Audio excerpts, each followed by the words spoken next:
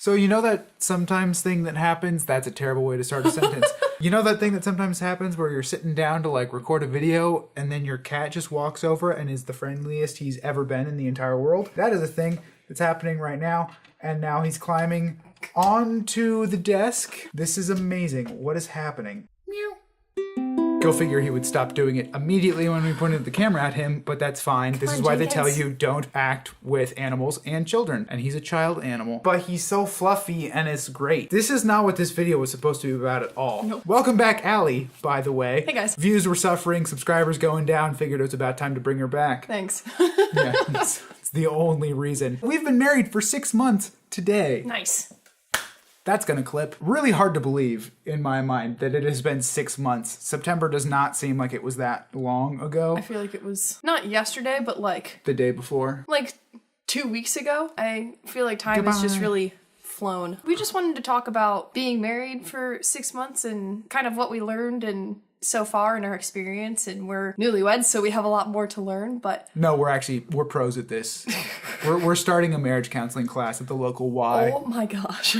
If you're married or going to be married soon, or if you're single, you know, you can hopefully learn a thing or two from us. I think that right there is a really good point. If I could sum up everything I've learned about marriage, it's just treat each other like genuine, valuable humans, which is a good life lesson for anyone, not just if you're married. I mean, I think everything you learn in marriage applies to your relationships with other people, just not in quite a face-to-face way. If you don't know our background, we did long distance for 1.5 years before our wedding, which was quite a challenge. Got married, I moved to Columbus, and we just jumped right into it. Since we'd been doing long distance, I think for me, it was kind of hard learning how to communicate and also just kind of be friends with each other. Everybody tells you this, but communication is so key, and the two of us communicate so differently, and we're just very different people. So learning how to best love each other and the ways that we express love and the ways that we communicate either our frustrations or our admiration for each other, our respect, our love for each other, that's been something that I've had to learn, and it's been very humbling. I am a very independent person. It's been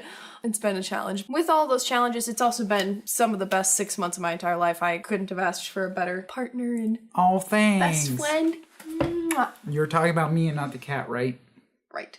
Cool. Yeah, I think if I were to say sort of one thing, it's that most things aren't intentional. We don't just communicate differently. We do just about everything differently. And so it's really easy to look at, oh, she did things her way and not my way. And that's her choosing to not do something that I've asked her to do. But I mean, so much in life is not intentionally driven. It's a lot of habits. It's a lot of just kind of doing things spur of the moment. And it's also kind of things that you've grown up doing a certain way. Your parents kind of ingrained certain values and certain just traditions, for lack of a better word. So when one person chooses to do things that way, it's not willfully choosing to do things that the other person doesn't want to do. It's just doing what they've always done. And that's been really hard for me to reconcile myself to. It's like, well, why isn't this done? Why isn't that done? Why is this done that way? And it's just not that big of a deal. I mean, even if they maybe were intentional, they're all that not important. They're not all that important most of the time. Really, I guess it just all comes down to being gracious with each other, thinking the best of one another, which is like life lesson number 1 you should learn when it comes to interacting with other people, and especially the person you spend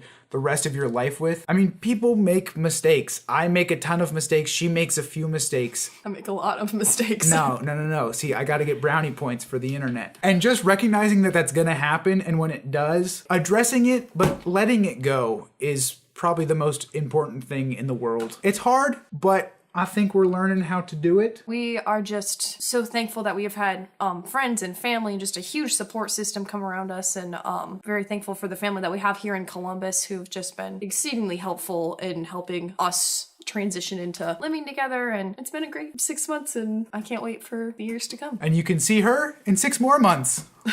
Just kidding. I have no idea when she's going to be on again, but hopefully at least I and maybe her will be here next week, and you should too. You want to tell them to click the subscribe button? Oh, okay. You can subscribe here. Yes, down there. Yes! And click the like button, and if you want to see other things that we do on a regular basis, click the little bell icon. I'm going to try and be on here more regularly, and we have a couple projects in the works that we're trying to work our schedules to bring to you guys, so stay tuned for that. But until then, deuces.